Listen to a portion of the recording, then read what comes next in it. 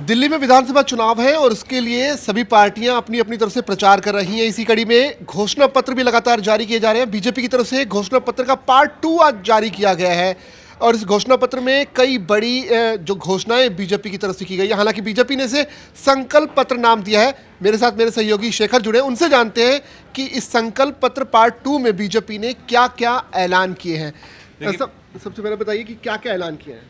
देखिए, बीजेपी जो है वो अपने जो उसका मैनिफेस्टो था संकल्प पत्र कहती है, क्योंकि वो ये मान के चलती है कि ये संकल्प है जिसे हम पूरा करेंगे। हालांकि कई मौक़ों पर उसने अपने संकल्पों को पूरा किया भी है, लेकिन दिल्ली में चुनौती जो है वो बड़ी है, क्योंकि जिस तरह की दिल्ली की राजनीति है ये थोड़ा अपने आप में एक अलग तरीके की, जहाँ पर बिजली पानी का जो फ्री का मुद्दा है इसको कोई चाहे या ना चाहे लेकिन ये काम करता है केजरीवाल के लिए, और इसका एहसास शायद जो है बीजेपी को भी हो चला है, क्योंकि लगातार इससे पहले रेवड़ी कहकर जो है केजरीवाल पर हमला बोला जाता रहा है कि फ्रीनॉमिक्स जो है वो देश के लिए अच्छी नहीं। लेकिन फिलहाल जो संकल्प पत्र 2.0 जो बीजेपी की तरफ से जारी किया गया है, उसे जारी करने के लिए जो बीजेपी के नेता हैं, सीनियर लीडर हैं अनुराग ठाकुर, वो आए थे और उन्होंने आकर जो है इस पर सिलसिलेवार तरीके से कहा कि किस तरीके से वो क्या कुछ अब दिल्ली में आगे आने वाले टाइम में करने वाले हैं। जाहिर सी बात है उनके संकल्प पत्र का जो 2.0 है उसे देखने से पहले समझना पड़ेगा कि केजरीवाल की राजनीति किस तरीके से दिल्ली में काम कर रही है, क्योंकि हाल ही में आपको याद होगा किस तरीके से दिल्ली में ऑटो वालों के लिए केजरीवाल ने स्कीम अनाउंस की थी। इसके अलावा महिलाओं को लेकर भी किया था और इसके अलावा भी उन्होंने कई सारी चीज़ें की थी। और तो उसी संदर्भ में देखना पड़ेगा कि यहाँ पर बीजेपी ने उस नहले पर अपने दहले को किस तरीके से चला है। तो कुछ स्कीम्स जो हैं वो शॉर्ट में आपको बताना चाहूँगा मैं। यहाँ पर अनुराग ठाकुर ने ये कहा है कि ज़रूरतमंद छात्रों को केजी से लेकर पीजी तक मुफ्त शिक्षा दी जाएगी। ज़रूरतमंद, यहाँ पर एक अगर हम इसको देखें तो यहाँ पर एक कंडीशन है ज़रूरतमंद। हालांकि वो कैसे तय होगा वो अलग बात है, लेकिन फिलहाल इसमें बताया कि जिन लोगों को ज़रूरत होगी उनको केजी से लेकर, यानी कि बिल्कुल नीचे से लेकर, फर्स्ट से पहले से लेकर वहाँ से लेकर पोस्ट ग्रेजुएट तक जो है उन लोगों को मुफ्त में शिक्षा दी जाएगी। इसके अलावा दूसरी बात उन्होंने कहा है कि प्रतियोगी परीक्षाएं जो होंगी उनकी तैयारी के लिए 15,000 की आर्थिक सहायता जो है वो दी जाएगी। दूसरी बड़ी बात उन्होंने कही है। इसके अलावा उन्होंने अनुसूचित जाति जो है, जो वो वर्ग है, उसको लेकर उन्होंने कहा है कि इनको 1,000 रुपए की छात्रवृत्ति जो है वो दी जाएगी। तो ये एक तीसरी बड़ी बात है। इसके अलावा जो है ऑटो टैक्सी को लेकर भी उन्होंने ऐलान किया है। इसमें उन्होंने कहा है कि ऑटो टैक्सी वालों के लिए कल्याण बोर्ड जो है उसकी स्थापना की जाएगी और गठन करने के बाद में 10 लाख रुपए तक का जो इंश्योरेंस है, लाइफ इंश्योरेंस है वो, और 5 लाख तक का जो एक्सीडेंटल इंश्योरेंस है, यानी कि दुर्घटना बीमा जो है वो दिया जाएगा। तो ये ऑटो टैक्सी वालों के लिए यहाँ पर इन्होंने अनाउंस किया है।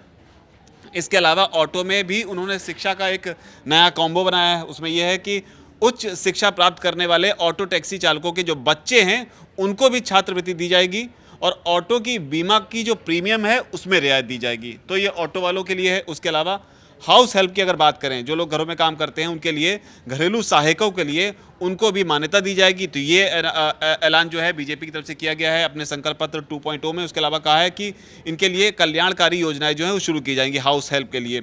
इसके अलावा जो घरेलू सहायक हैं उनके लिए कल्याण बोर्ड बनेगा, 10 लाख रुपए का जीवन बीमा इन्हें मिलेगा, 5 लाख का दुर्घटना बीमा भी नहीं मिलेगा और बच्चों को भी उच्च शिक्षा के लिए छात्रवृत्ति दी जाएगी। तो ये बड़ी बातें जो हैं बीजेपी के संकल्प पत्र 2.0 की हैं। हालांकि इससे पहले प्रधानमंत्री मोदी ने, आपको याद होगा किस तरीके से जो झुग्गी झोपड़ी वाले हैं, जो झुग्गी झोपड़ियों में लोग रहते हैं, उनको उन्होंने दिल्ली में एक प्राइम लोकेशन पर फ्लैट्स भी अलॉट किए थे। अब ये उसी कड़ी में आगे बढ़ते हुए एक नया दांव है।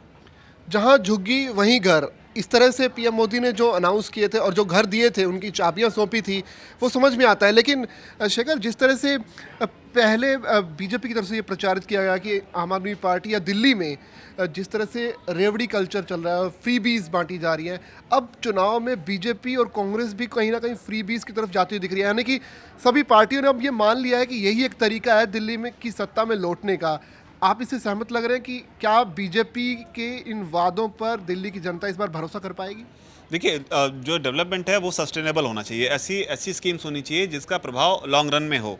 किसी को फ्री में पैसे दे देना या किसी को फ्री में कुछ दे देना वो एक परमानेंट सॉल्यूशन नहीं हो सकता। व्यवस्था ऐसी बनाए कि फ्री में आप स्टार्टिंग में अगर किसी को फ्री में सपोर्ट कर भी रहे हैं तो बाद में उसका लाभ उठाकर वो अपने आप अपने पैरों पर खुद खड़ा हो सके, वो व्यवस्था ज़्यादा सही होती है। लेकिन जहाँ तक दिल्ली की राजनीति का सवाल है, यहाँ पर जो है केजरीवाल ने ये पूरी पॉलिटिक्स जो है इस तरह की शुरू की थी। अब उस पर क्रिटिसाइज़ करते करते बीजेपी भी, कांग्रेस भी, अब सभी मान चुके हैं कि दिल्ली की सत्ता में अगर काबिज होना है है। तो इस चीज़ पर जोर देना होगा। इसके पीछे का बड़ा कारण ये भी है कि केजरीवाल लगातार अपने चुनाव प्रचार में ये बात कहते रहे हैं कि अगर बीजेपी की सरकार आएगी या फिर आम आदमी पार्टी सरकार जाएगी तो जो स्कीम्स हमने शुरू की हैं उन्हें बंद कर दिया जाएगा। अब इनका जो इस स्कीम की जो उन्होंने बयान दिया, इसका मायना आप इस तरीके से समझिए कि इसके काउंटर में प्रधानमंत्री कहते हैं कि दिल्ली में कोई भी स्कीम बंद नहीं की जाएगी। यानी कि इस चीज़ को लेकर किसी के मन में एक भ्रम की स्थिति हो कि स्कीम बंद हो जाएगी इसलिए बीजेपी को नहीं लाना है, आपको ही लेकर आना है, तो उस पर बीजेपी ने या तमाम बाकी पार्टियां जो हैं ये दांव चल रही हैं कि दिल्ली में जो फ्री मिल रहा है वो फ्री मिलता रहेगा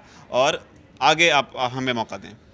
लेकिन लगातार जो है जैसे जैसे वोटिंग का डे करीब आता जा रहा है, सभी पार्टियां अपनी अपनी तरफ से नए नए वादे हर दिन कर रही है और इसी कड़ी में बीजेपी का संकल्प पत्र पार्ट 2 आज घोषित हुआ, जिसके तहत ये कुछ घोषणाएं जो अभी अभी मेरे सहयोगी शेखर ने आपको बताई वो सब अनाउंस करने की हैं। अब देखना पड़ेगा कि बदले में कांग्रेस या आम आदमी पार्टी कौन सी नई घोषणाएं या कौन सा नया ऐसा पहलू लेकर आती है जिसके बाद दिल्ली की जो जनता है उस पर भरोसा करें। आप जो है बने रहिएगा दैनिक जागरण के साथ, क्योंकि यहाँ आप तक हम लगातार सारी अपडेट्स यूं ही पहुंचाते रहेंगे।